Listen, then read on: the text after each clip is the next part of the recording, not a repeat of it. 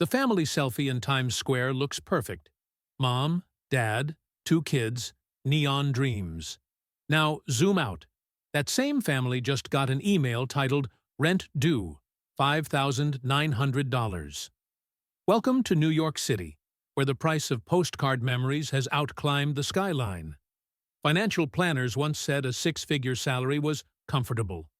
In 2025, the comfort line for a four-person household hovers near $300K, double the pre-pandemic rule of thumb. One layoff, one medical scare, even a modest rent hike, and the City of Dreams swaps its nickname for the homeless trap. Stick around. By the end, you'll know the exact dollar that flips the fantasy into danger, and why the safety net now looks more like a spiderweb. Manhattan's median two-bedroom lease hit $4,500 in February, while three bedrooms averaged a head-spinning $10,100, numbers that shattered records and tied 1968's all-time low vacancy rate. Brooklyn isn't handing out bargains either. New leases there hover around $3,600 and still ignite bidding wars in more than one-third of listings. Even the farthest corners of the Bronx want $2,800 to $3,200 for a modest three-bed, and tack on a 90-minute subway crawl to Midtown. The Rent Guidelines Board now weighs hikes of up to 7.75% for stabilized apartments. Tenant activists demand a freeze, while landlord groups warn of mass maintenance deferrals. Whispers on Wall Street say megafunds like Blackstone are quietly scooping up regulated buildings, betting deregulation will arrive long before today's toddlers finish high school. The outlook? Rents go up, vacancies stay down, and families play musical chairs with ever-shrinking seats. But high rent is only the first month on your paycheck. The food index for the New York Metro has soared 56% since 2013, outpacing national inflation by an extra 10 points.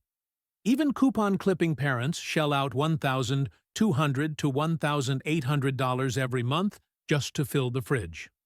Electricity and heat tell a similar story. Con Ed bills in an 1,100-square-foot apartment climb past $450 in January and beat $400 again come July when the AC never sleeps.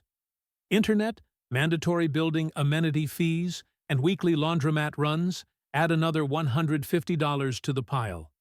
By the time the lights are on and the fridge is stocked, most middle-income families have spent more on necessities than households in Atlanta spend on everything combined.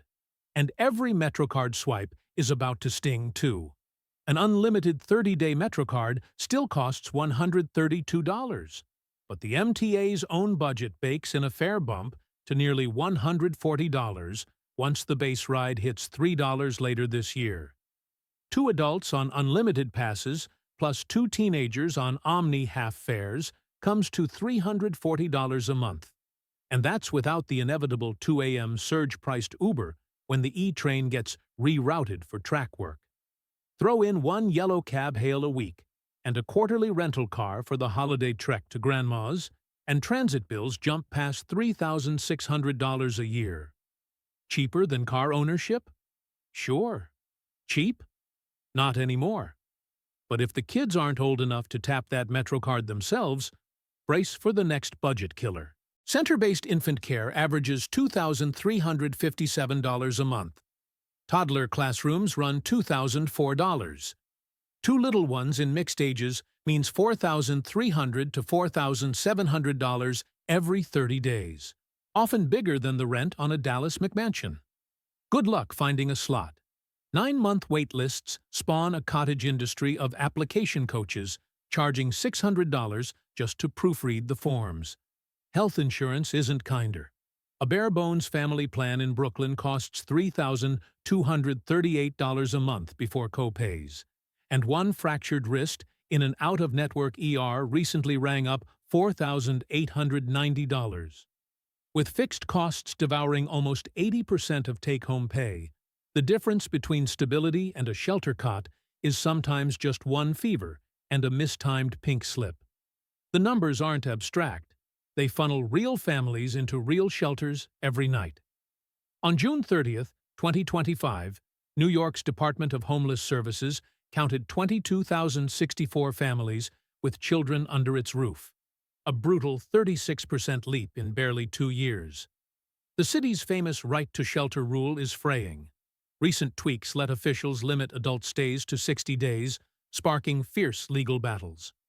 The migrant influx still tops 37,000 across 170 sites, pushing emergency housing costs north of $5 billion for the fiscal year.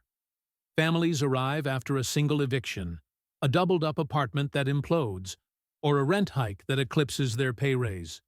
Once inside, exits to permanent housing sit below 20%, and re-entries hover around 31%. It's a revolving door powered by math, not morality. Which raises the billion-dollar question, what exactly are taxpayers buying? Operating a family shelter bed costs $270.51 a night, more than a 3-star hotel on Hotwire. Yet the Adams administration just sliced $200 million from nonprofit contracts to plug a mid-year gap. Providers warn they'll lay off case managers precisely when demand peaks. City Hall counters that ballooning overtime and migrant hotel bills force the trim. Meanwhile, auditors reveal only 18.7% of families move to permanent homes within a year. Critics dub it a fire hose of money aimed at the smoke, not the flames. As City Hall floats a plan to park municipal RVs under the BQE/motel invoices, NIMBY lawsuits queue up faster than the vans delivering boxed dinners to existing shelters. Policy feels chaotic. Politics? An outright street brawl. This summer's Rent Guidelines Board showdown pits the Mamdani-backed zero-increase bloc against landlord reps who say anything under 6% means bankruptcy. Tenant groups have camped on the steps of City Hall in literal tents. Owners threaten deferred maintenance that could turn walk-ups into walkaways. Albany whispers about municipal grocery co-ops to curb 56% food inflation, while Wall Street REITs hover over distressed portfolios like vultures in Patagonia vests. Throw in chatter of a vacancy tax, heated debates over Airbnb caps, and a proposal for corner store congestion pricing, and you've got a legislative cage match where every punch costs real families real dollars. So if 13 grand a month can't cut it, what number can? Even a rose-tinted budget, cheap 2-bed, minimal dining out, discount daycare, lands at $10,400 a month pre-tax. A realistic 3-bedroom, standard grocery bill, 2 kids in care, the odd takeout, and 1 Broadway matinee breaks $14,000. Once you tack on state and city income taxes, you need roughly $25,000 a month in gross pay, or $300,000 a year, just to stay solvent and set aside a dribble for emergencies. For the same lifestyle, you'd spend $6,200 in Atlanta or 4,300 euros in Berlin. The math is plain. New York hasn't just inched past affordability. It lapped it like the finish line was a rumor. So, is New York still a dream or an engineered mirage? It can land Ferraris of culture, food, and ambition, but only if you can pay Ferrari maintenance on a subway budget. The homeless trap isn't a tabloid scare. It's a statistical slope getting steeper each rent cycle. Now it's your turn. Drop one actionable fix, a policy idea, a tech hack, a lifestyle pivot, in the comments. We'll feature the smartest solutions in the next episode. Because if a city this rich, this inventive, can't keep working families off the edge, what hope do smaller metros have when their turn comes? Dream big, but budget bigger. And remember, in the city that never sleeps, your wallet doesn't either.